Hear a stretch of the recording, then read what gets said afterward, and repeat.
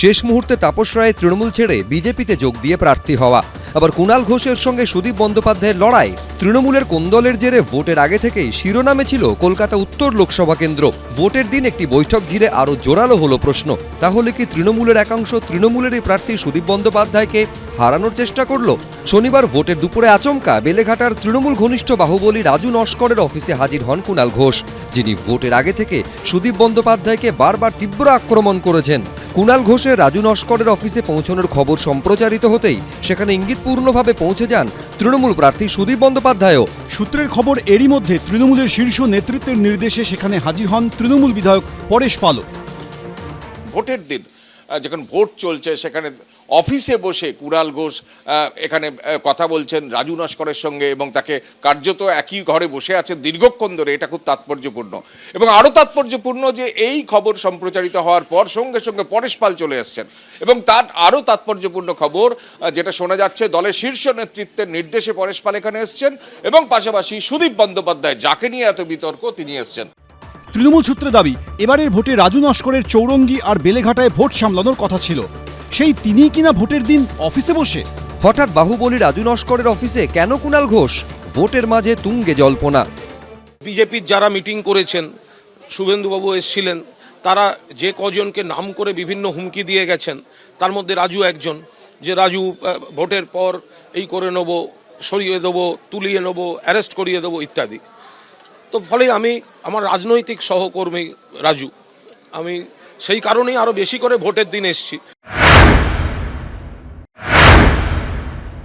রাজু নস্কর কিছুক্ষণ আগে ইন্টারভিউ দিচ্ছিলেন, বলছিলেন যে রিমোটে ভোট হচ্ছে, এখন আর মানে ওই বুথে গিয়ে ভোট করতে হয় না। তো বিজ্ঞান ভিত্তিক তথ্য ভিত্তিক ভোটে বিশ্বাসী নয়। আমার জীবনে আমি 9 বার জিতেছি, এটা বারবার বলছি, মানুষের ভোটেই জিতেছি। রিমোটে কি ভোট হয় যে বলছে সে ব্যাখ্যা করবে, আমি কেন ব্যাখ্যা করতে যাবো? এই যে রিমোটে ভোট হওয়া, এটা কি? রিমোটে ভোট না, মানুষের জনসমর্থনে ভোট হচ্ছে আর সুদীপদার পক্ষে ভোট হচ্ছে। ঠিক আছে, মানুষ সুদীপদাকে ভোট দিয়ে জিতবে, মানুষের ভোটে জিতবে। এখানে কোনো রকম কোনো রিমোট বলুন, মাল্টিমিডিয়া বলুন, রিমোট মানে কি ভোট, একটা মানুষের ফরম্যাট চেঞ্জ হয়েছে, মানুষের মধ্যে ভোট হচ্ছে।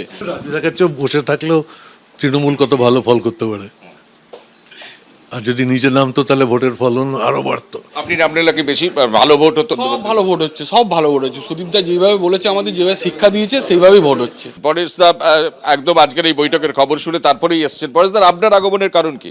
কোনো কারো নির্দেশে? আমি সমস্ত জায়গা ঘুরে ঘুরে দেখছি না কোথায় কে কি করছে না করছে, তা আমাদের উপরে দায়িত্ব দিয়েছে। তো দিদি নিজে ফোন করছে, হ্যাঁ, তো আমাকে এখানে ফোন করে বলছে কুণাল লোকানে আছে, তুমি যাও এক্ষুনি।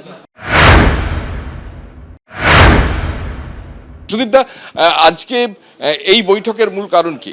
মূল কারণ কিছুই না, তোকে কুণাল বললাম এখানে আছি, পরেশও আছে, আমি আসছি। সুদীপদা ঘুরছিলেন এবং সব জায়গায় যেরকম ফোন করেন সেভাবেই ফোন করেছিলেন, কুণাল কি খবর ওদিকটা, কোথায় আছো? আমি বললাম আমি এখানটায় আছি। বলে আমি ওদিকেও ঢুকছি। আমি বললাম পরেশদাও আছেন। বলে তাহলে থাকো, আমি এদিকে ঢুকছি।